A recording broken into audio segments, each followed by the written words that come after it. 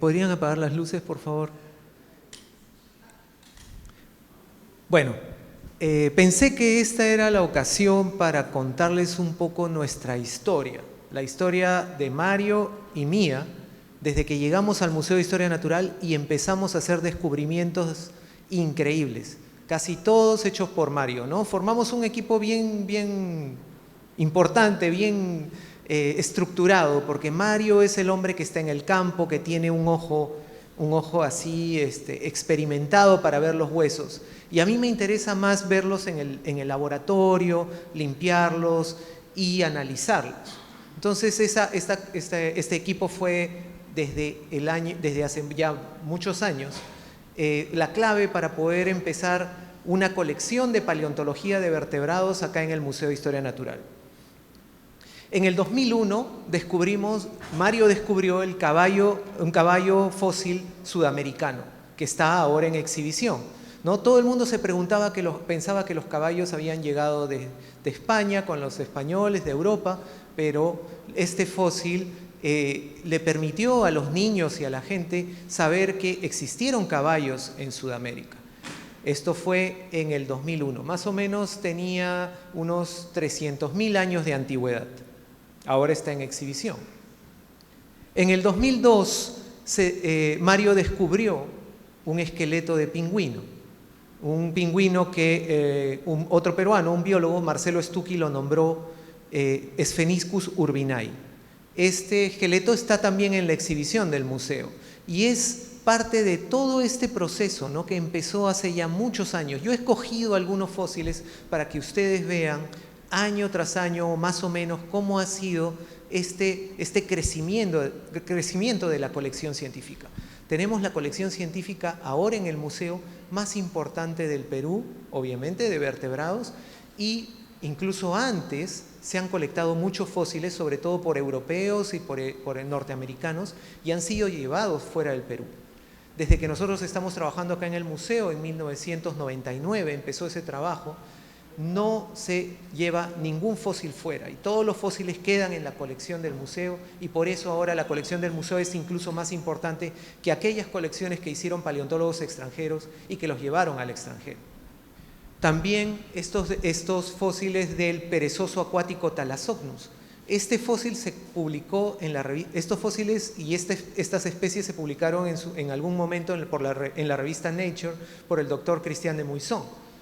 Pero luego Mario encontró estos dos especímenes, Thalassocnus antiquus y Thalassocnus yaucensis, que resultaron ser dos nuevas especies de perezosos acuáticos, marinos, que vivían en la costa peruana hace unos 7 a 6 millones de años. Estas son reconstrucciones que hicimos para ver la apariencia externa de estos animales.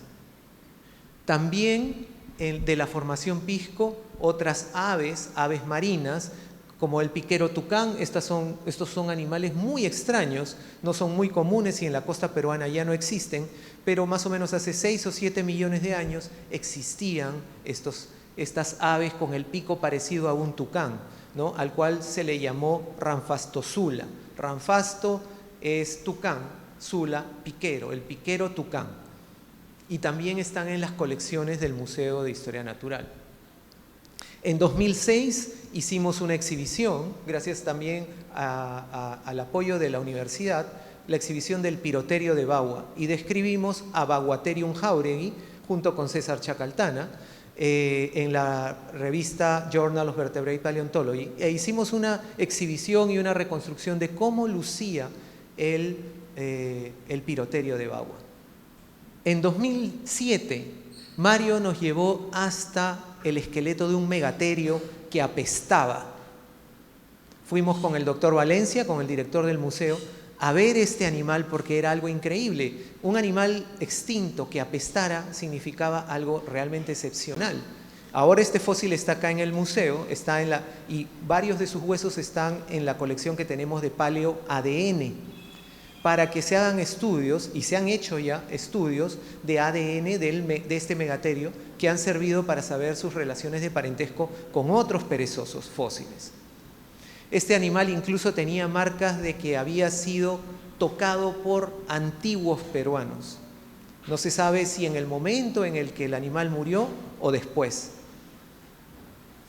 En 2010, en la Reserva Nacional de Paracas, un colega y amigo del laboratorio, Ali Altamirano, descubrió unos huesos de un pingüino que resultó ser el primer pingüino con plumas fosilizadas de 36 millones de años, al cual le llamamos Incayacu paracacensis, y que fue publicado en 2010 en la revista Science. También está en las colecciones del Departamento de Paleontología del museo. Y en 2010, también en el mismo año, se publicó el Leviatán melvillei, que es este cachalote hipercarnívoro que habitó la costa peruana hace 8 millones de años. El video que mostró el doctor Valencia es de esa excavación del Leviatán, y fue una de las tormentas más terribles que enfrentamos durante una excavación. Cosa muy curiosa porque el animal pues, fue uno de los depredadores más grandes de todos los tiempos, y parecía que este lugar, el desierto, estaba como reclamando que no lo lleváramos, que no lo sacáramos. En 2011 encontramos restos de ámbar en la Amazonía y describimos especies de insectos atrapados en ámbar de 13 millones de años, como este pequeño mosquito pariente de la manta blanca, que bueno, es el primer registro fósil de un mosquito pariente de la manta blanca, al cual se le llamó Sycorax peruensis. Esto es cerca a la zona de Iquitos, en Tamchiyacu. Y en 2015 publicamos cocodrilos de la formación Pebas, de más o menos 13 millones de años, que documentaban la mayor hiperdiversidad de cocodrilos de todos los tiempos en la historia de la Tierra. 7 especies encontradas en solo 200 metros cuadrados, comparado con las solo 6 especies que hay en toda la Amazonía, en toda Sudamérica en la actualidad. Y eso fue también un hallazgo muy importante. En 2016 publicamos a Trachyterus ramirezi en honor a un preparador de fósiles del museo que nos dejó unos años antes. Este es un fósil descubierto en la zona de Moquegua, en una expedición que hicimos también con Mario, y que es uno de los pocos fósiles que tenemos de animales continentales, porque casi todo lo que tenemos son animales marinos, ¿no? Este de la formación Moquegua. En 2017 colectamos a Mystacodon selenensis. El primer es una ballena con dientes. Las ballenas tienen barbas en la actualidad, tienen estructuras de queratina, han perdido totalmente los dientes, pero esta ballena todavía muestra sus dientes en un estadio bastante primitivo en la playa Medialuna. También fue publicado en 2017 y el fósil está en la colección del museo. En 2018, un nuevo hallazgo de Mario, el de la ballena con patas, del Perucetus, este es el Peregocetus pacificus, una ballena con patas del Eoceno, más o menos 42 millones de años de antigüedad, también en la colección del museo. La primera ballena con patas de Sudamérica. En 2020 publicamos también una tibia de un perezoso que tenía marcas, la primera evidencia de lo que comía el caimán gigante Purusaurus. Este fósil también viene de la Amazonía peruana. En 2022, nuevos hallazgos de Mario, bueno, hallazgos que teníamos durante años, nos permitieron describir a Sacacosuchus cordobai, un cocodrilo marino de hace 6 millones de años, que se lo dedicamos a un profesor de la Universidad de San Marcos, un querido amigo, que nos ayudó a formar este departamento de paleontología de vertebrados en 1999, Jesús Córdoba, el profesor Jesús Córdoba. 2022, ya estamos cerca. En el 2022 se presentó el hallazgo de Mario del gran basilosaurio de Ocucaje, que está ahora en exhibición temporal. En 2023, el nuevo cachalote hipercarnívoro, que está también en la exhibición temporal. Y el día de hoy es un día especial, porque tal vez este es el fósil más increíble de todos los fósiles que han sido descubiertos en el Perú. Perucetus colossus, su nombre ya da una idea de lo que es el animal más pesado que ha existido sobre la Tierra.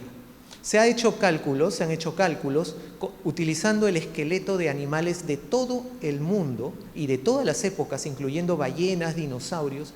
Se han hecho cálculos del peso del esqueleto para, en función del peso del esqueleto, hacer una estimación de la masa corporal que tendría este animal.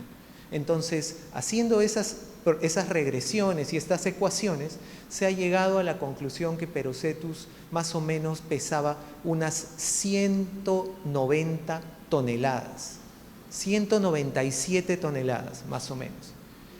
Eso es más que el peso de una ballena azul. Una ballena azul está entre 100 y 150 toneladas.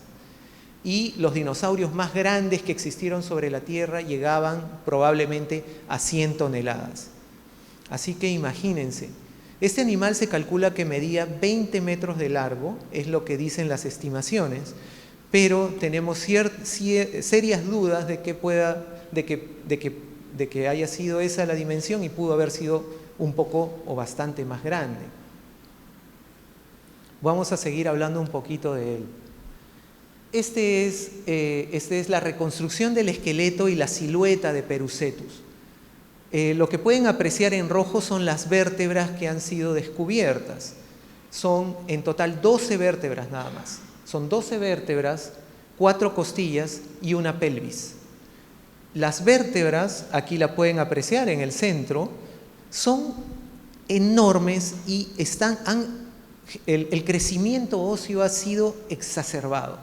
Por alguna razón en esta especie el hueso ha crecido encima de la superficie que podría haber sido la superficie original del hueso, ha crecido enormemente y además el hueso se ha compactado muchísimo, a tal punto que cuando Mario me llevó al desierto, a poco tiempo que lo había descubierto, yo le dije: Mario, no estoy seguro que sea hueso.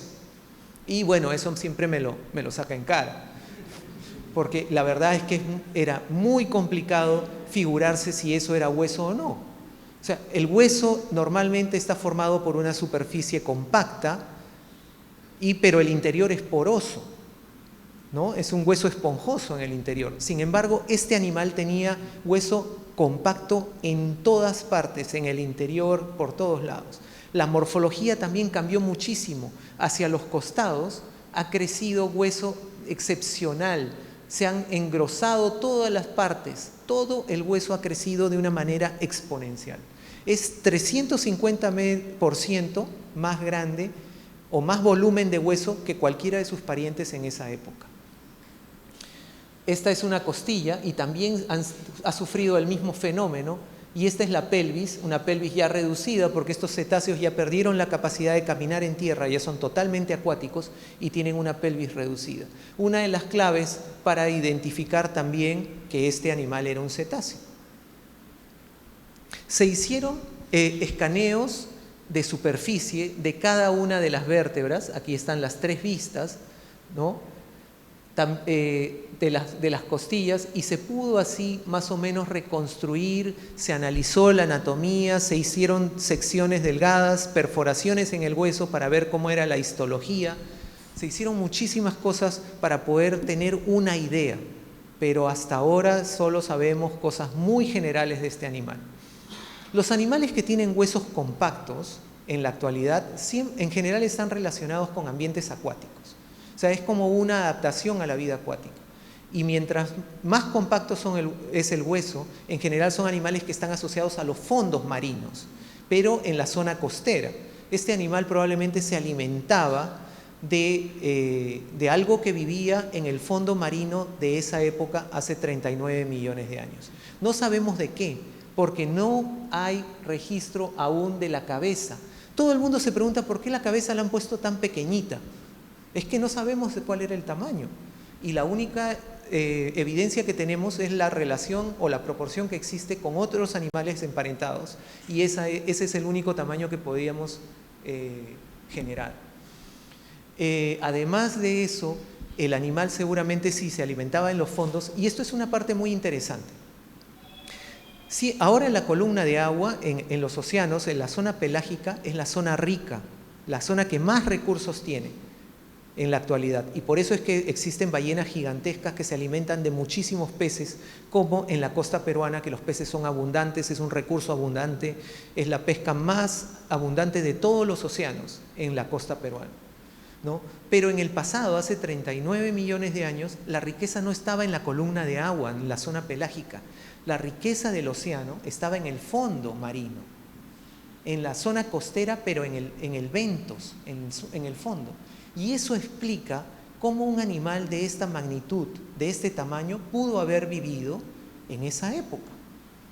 No se podía calcular que un animal tan grande pudiera haber vivido de los recursos que existían en la columna de agua, pero ahora que la anatomía indica que este animal era un animal probablemente bentónico, que vivía en el fondo marino y que se alimentaba de los recursos del fondo, eso se puede explicar de esa manera, ¿no? Sabiendo que el fondo era lo más rico en el océano que existía en esa época.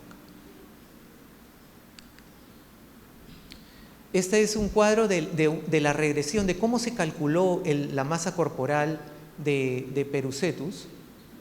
Aquí están algunos dinosaurios, un elefante, el ser humano, y esta es la línea, ¿no? Aquí, por ejemplo, un camaleón pequeñito, ¿no? Este es el cálculo de el peso, la masa corporal basada en la masa de los huesos del esqueleto. Y Perucetus está por encima de las 150 toneladas de peso. O sea, entre, más o menos, como les digo, 190 y tantas toneladas de peso. ¿Qué queda? Mario, como les ha dicho, sigue en busca del cráneo, porque en el cráneo y los dientes está la pista para saber el estilo de vida que tenía este animal y de qué se alimentaba. Ahora es uno de los animales más enigmáticos que existe sobre la Tierra. Así es como pensamos que lucía Perucetus colossus. Perucetus colossus es el nombre que se le puso a este animal, pero yo quiero mencionar acá una anécdota. Los paleontólogos extranjeros con los que trabajamos querían ponerle el nombre de un paleontólogo francés. Y Mario, y obviamente yo también, estamos absolutamente en contra, y Mario hizo un escándalo por querer ponerle un nombre que no correspondía. Tenía que llamarse con algún nombre relacionado con el Perú, y Perucetus fue la decisión final, obviamente. Así que, bueno, espero que cuando vean el fósil realmente se impresionen tanto como todos nosotros, y estamos fascinados con este nuevo hallazgo. Esperemos que continúen los hallazgos en el futuro. Gracias a todos.